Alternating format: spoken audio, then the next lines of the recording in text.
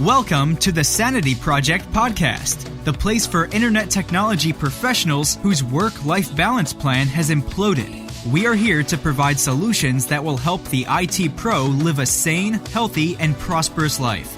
Here's your host, Joanne Victoria. Hi, this is Joanne Victoria with another recording of the Sanity IT Project podcast. I am the I Know What Works coach, and I am the author of 7 books, including Lighting Your Path, How to Create the Life You Want, and Pushy for a Moment, Instant Solutions to Everyday Challenges. The Sanity IT Project podcast is specifically for, but everybody else listens in, to IT pros in telecommunications, technology, entertainment, and mass media. And I like to interview experts in the area of leadership, anxiety, relationships, money, health, wellness, spirituality, stress. There are so many topics that really help the IT pro. And as I say, and the others who sneak in and listen. Our guest today is from the spirituality realm, and his name is J.A. Plosker. J.A. Plosker has had careers as a comparative religion instructor, lawyer, and social worker. He met students and clients seeking answers to difficult questions, just like he was leading him to publish The Nobody Bible, uncovering the simple wisdom in ordinary life. This multi-award-winning book, which is available at his website, TheNobodyBible.com. This multi-award-winning book takes readers on a fun and educational journey through ancient wisdom and reveals that the keys to a more fulfilling life are available in little things we do every day. It is J.A.'s hope that the Nobody Bible will help readers understand themselves better and build bridges of understanding between people. J.A. is here now to talk about tools that we can use every day to connect to our inner wisdom and spirituality. Welcome, J.A. Plosker. Well, thank you for having me. I appreciate it. Well, I'm glad that you're here. This is something that is very dear to my heart when people try to make things very, very complicated, and it's not complicated to connect with inner wisdom and spirituality. If you have a list of tools or strategies that you can apply on a daily basis. Do you agree with that? Yeah, I do. And, you know, it's not that this path is easy. If you're looking to, make progress on the spiritual path, it's not that path is easy, but it is, in my opinion, easy to get started. It is easy to have tools that you can, pull out through the day to help you get through and to help you get by and to help you grow. So I agree completely with you. What is the one that you use every day? Just give me your top 3 tools that you use every day. Okay. Well, the first thing I try to do every morning, no matter what, every morning when I wake up and I'm in that quiet place right after I wake up, I try to just become aware of my breath. So that could be anything from 1 minute to 10 minutes. But it's something I know that I can do at the start of every day that'll anchor me instead of just rushing to check email or things like that. Just taking a few minutes to breathe. And that's the most important one that I do at the beginning of the day. And then I carry that with me through the day whenever there's not always time for a full meditation session when we're at our desks or whatever, but that's something that we can do all the time. And also another one is just repeating pieces of wisdom that I've heard that have really helped me. So if I confront a situation that's difficult, sometimes instead of reacting to that situation, I just repeat a piece of wisdom around it. And maybe that kind of helps me to wrap my head around it. It's so simple, little things I can do. So those are 2 of the really big ones. Well, in the morning when I get up, and I don't like getting up in the morning, but I do. And what I do, the first thing I do is I do some breathing, because that connects me with my body, wherever it's been, wherever my spirit has been through the night. But I also check with what I will call the powers that be, or my committee, or whatever it is, because I believe that. And I'm not shy in expressing my beliefs about certain things on these podcasts. And I check in, what do I need to do next? what do you want me to do today? And it's always an interesting response that I get. Sometimes I'll get the response was, you've got a list, you made it, follow it. Or sometimes I'll get, stay in bed. Right. Or, I mean, and because one of my things that I like to do in bed, which they say don't do, but I read in bed. Right. I love to read. Give me an island and a book and good water, and I'll be happy. And that's what I do first thing. And then even during the day when I get hyped up about something, what do I do next? And I'll get answers like, it's simple, stop, Right. or push through, Right. and those things help me. Are any of the other tools you have similar to that, where you can help people use what they already have in their consciousness? Well, sure. One of the main points at the start of the Nobody Bible is about keeping tools simple and authentic. So, on my travels out there, I was meeting people who were looking for answers and starting off with the most difficult things they could find, and I would have to jump in and say, look, start with the things that are already happening to you. Now, this isn't going to be easy, but like we said, it's easy to get started. So your question is an important one.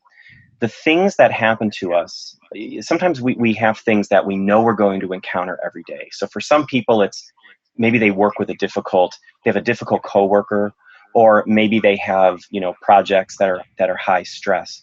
The tool, if those are the things in their day that they know are going to cause them anxiety, then they can develop tools around that.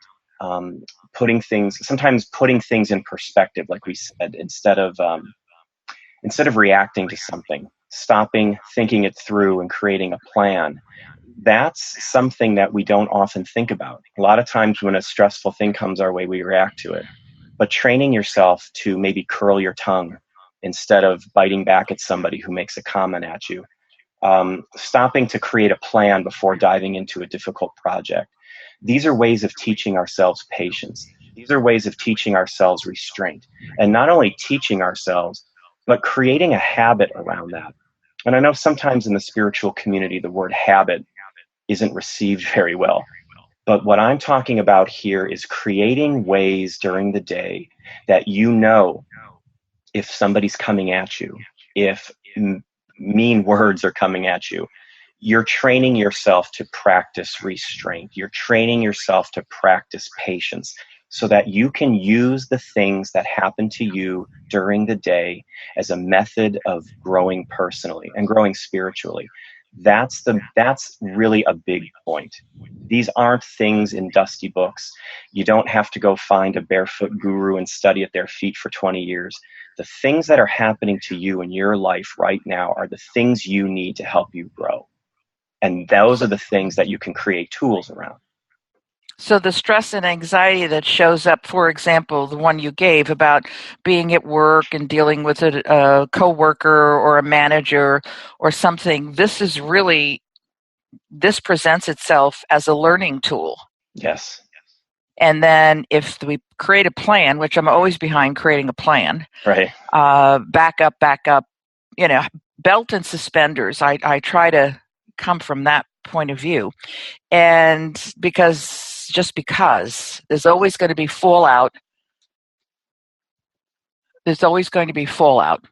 So you need something to help you along the way. Yeah. So these are good strategies, because I don't think anybody ever thinks they have to plan for the problems at work. They just go, oh, they're going to happen. I'm going to have a fight with somebody and it's going to be a big issue. Right. But they don't know.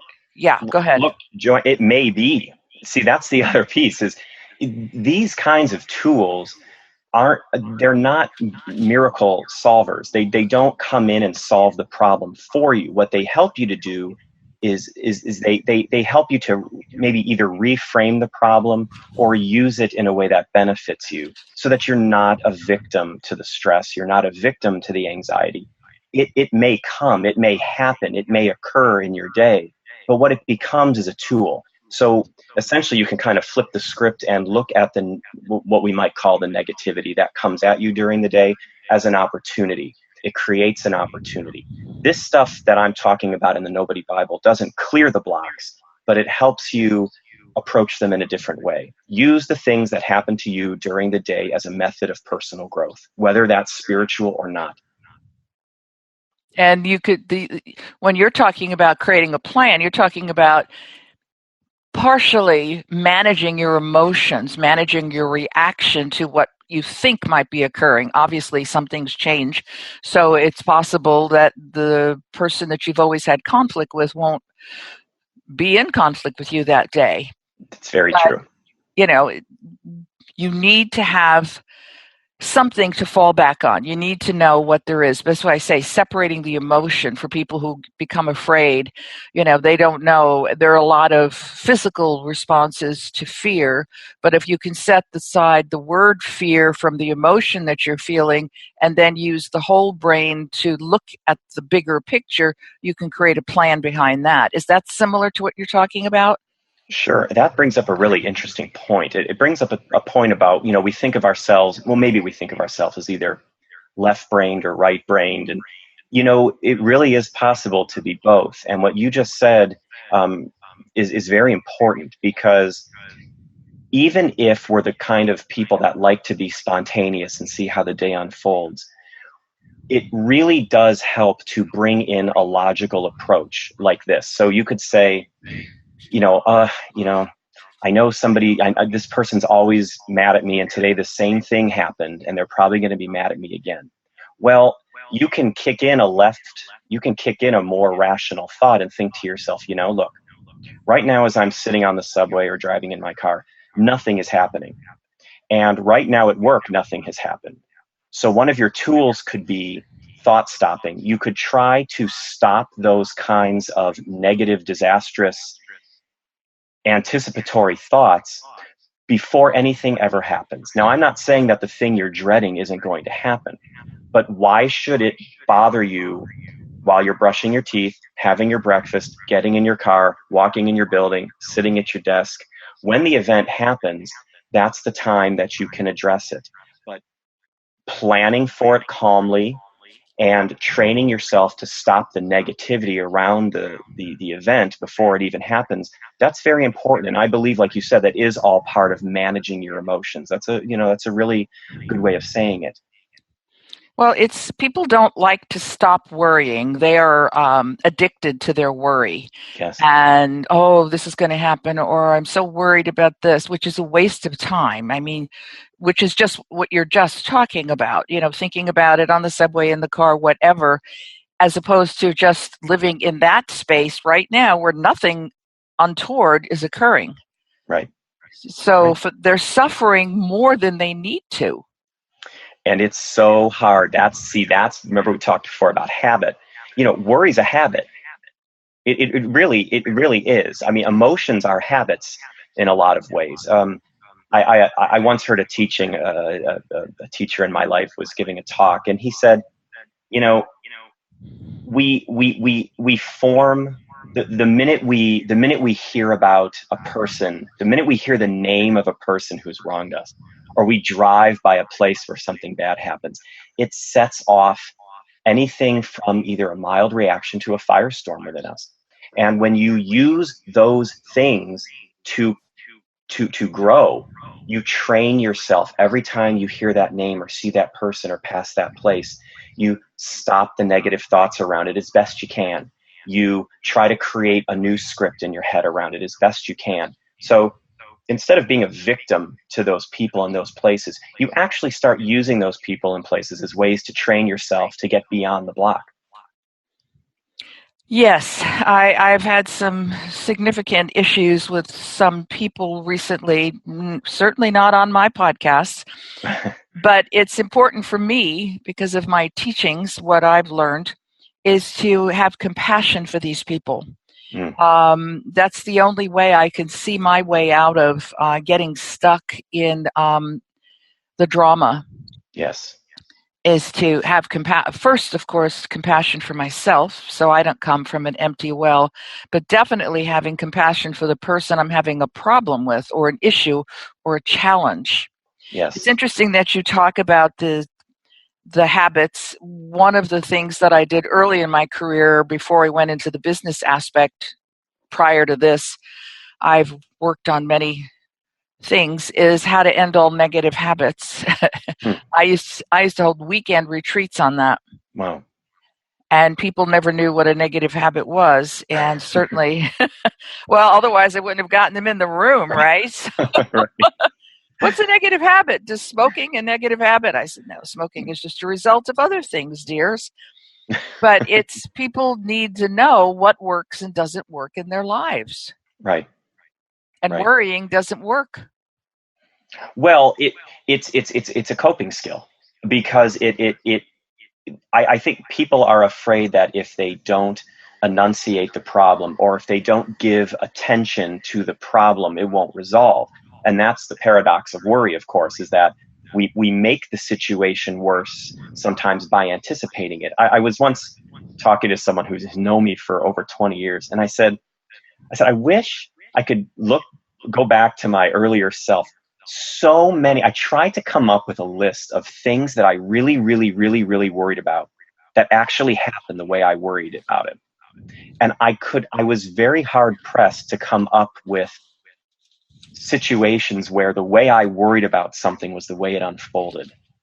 And that was a very eye-opening experience for me. And I had to bring that into when I was doing group therapy, when I was doing individual therapy. I brought that exercise in because it was very, very revealing.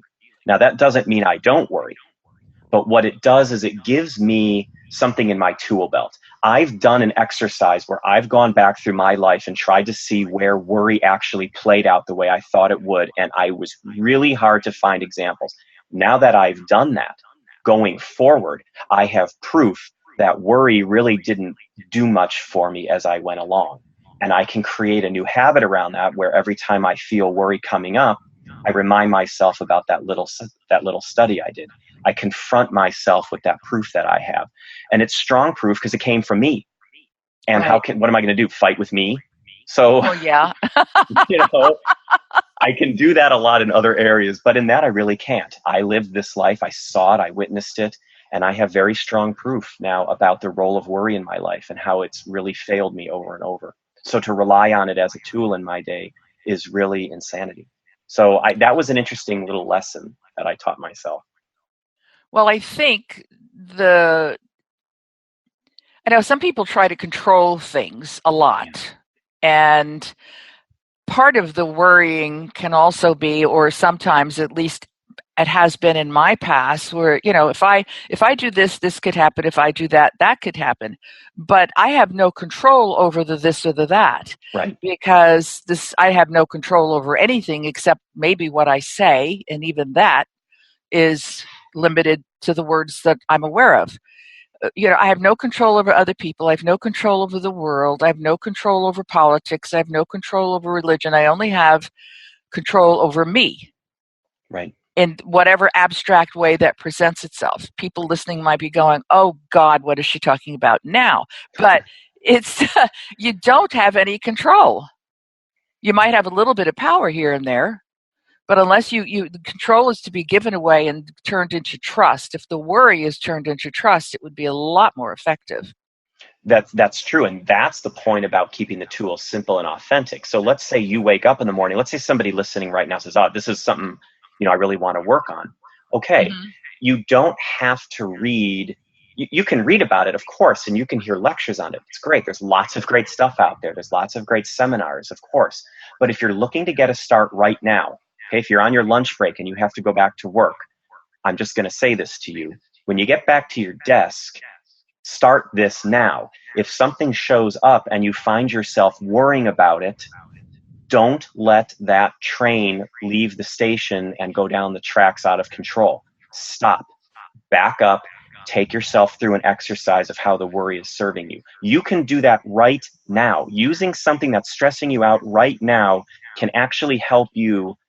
If that's the only thing you did for the rest of your life, if that was the only thing you worked on right now for the rest of your life, you would probably be amazed at the progress you could make in all areas of your life just by stopping those thoughts before they get too far out of the station. that's the importance of looking at the things that happen in our day, not so that we can figure out how to avoid them or dodge them, but how can we meet them in a new way so that they actually help to transform us instead of destroy us. We can start that right now, right this second, as soon as this podcast ends. Actually, they're probably doing it in their minds while they're listening to Right. it. Well, it's responding differently to the similar situations. Sure. And I think that people aren't aware that they can do that. Absolutely. They don't know that they could choose a different response. It's like people talk about happiness. Well, you can choose to be happy right now. Anybody could start laughing in the midst of all sorts of terror, and that will turn into some form of happiness. Right. Because even though the laugh may begin false, it will turn into reality. It will turn into truth.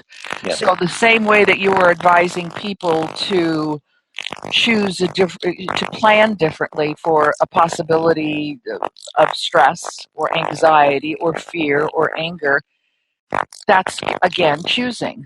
Right. I hope people get that. It's really simple. Just choose a different way. One way doesn't work. Try a way that's better for more people. Now that doesn't, and this is a point I always wanted to make clear when I was in a therapy setting. Mm-hmm. What we're advocating here is not the denial of suffering. This doesn't minimize the fact that there's suffering in the world. This doesn't minimize the fact that people are going through really, really, really difficult things, okay? Because I think sometimes there's a tendency to hear things like this and think, well, they don't know what I'm going through. The point of these kinds of discussions isn't to minimize suffering or to minimize pain. The point is to say, look, are there other places? Okay, so I know you have something really bad going on in this area. But what about this area? If you get stressed out about mowing your lawn or you have some small issue going on at work, sometimes what happens is the big thing in someone's life and the little thing in someone's life take on the same importance. When really what you could do is start with that really small thing and see if you can go for change there. See if you can go for change right there in that small place. Then apply it to something bigger. Then apply it to something bigger. Then apply it to something bigger. So what teachings like this do is not minimize what you're going through. They actually empower you to take other areas of your life and practice there. So when it does come to those big issues, maybe you've formed a little more clarity. And I think that's the importance of creating, again, these simple and authentic tools. You do things that you can start simply with, and then they grow with you. And so instead of giving up, instead of embracing an entire dietary change, or instead of converting to a new religion, start small. Maybe cut something out of your diet, like meat. Cut meat out of your diet if that's an area you want to go. So take it out one night a week. Or meditate on Sunday if you're busy the rest of the week. Start small. And I think I just really wanted to make that point that we in no way minimize what people are going through. We're just looking for ways that they can start in certain areas and then maybe eventually apply it in that area. I mean, would you agree with that? Absolutely, totally agree with that. Everybody makes it a big deal. They just, for the diet, for example, they will eliminate the gluten, the dairy, the fat, the crunch, whatever somebody or some book has told them to do. Right. And then after 3 or 4 days, it just goes out the window because it's too extreme. We live in extreme times right now, seemingly, although I choose not to watch news of any nature. Some of it seeps through. Sorry to say, it's not good for my head. But I hope everybody has listened to this, and my best advice right now is to rewind to the beginning and start listening to this podcast again. Then when you have listened to it for 2 or 3 times, refer it to other people, because that's what's going to help others. If you have friends, family, loved ones, they need to listen to this podcast because they need to listen to J.A. Plosker providing you with simple tools that you can use every day that you don't have to go out and spend a penny for, because it's all about you and your life. The website is The Nobody Bible. I was looking at nobodiesview.com. That's your blog site. The blog site is Nobody's View, and it's spelled just like you think it is. Nobody, NOBODYSVIEW.com, and the NobodyBible.com. The Nobody Bible, uncovering the simple wisdom in ordinary life. Where is it available besides your website, Jay? Well, it's available through Amazon, so it's ebook and paperback on Amazon. There you go, people. No complaints. You can find it. It's findable and it's doable. So before we close, I want to ask you one last question, J.A. Sure. What has been a lesson or advice that has stuck with you throughout your life? I think the most important teaching that I repeat to myself through the day is a teaching that came to me through an influential teacher, and it's just this. The world is a mirror. That teaching has done more to help me in the last 2 decades than almost anything else I've heard ever through any medium. The world is a mirror. When I wake up in the morning, I have to do a very quick inventory of what's going on inside me, because it won't be long before that will be reflected to me in the world. And I have to be a reflection to others of their highest and best. So that teaching, the world is a mirror, I carry that with me everywhere. That makes a lot of sense. I'm going to try that one.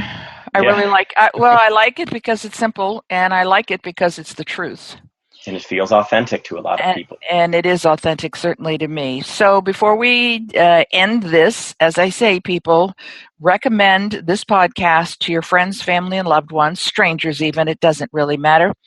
And if you want to go to my website, askjoannevictoria.com, you can get a free copy of my book, The True Self Handbook, a guide to transform your life. I want to thank J.A. Plosker for being here today. It's been an interesting day so far, and I hope it stays interesting. Thanks very much, J.A. Thank you so much. I appreciate it. So do I. Thank you. I hope you enjoyed this episode of the Sanity Project podcast. Please go to AskJoanneVictoria.com and continue the conversation on her podcast page. And get a free copy of her book, The True Self Handbook, a guide to transform your life. That's AskJoanneVictoria.com. Take care, and thanks for being here.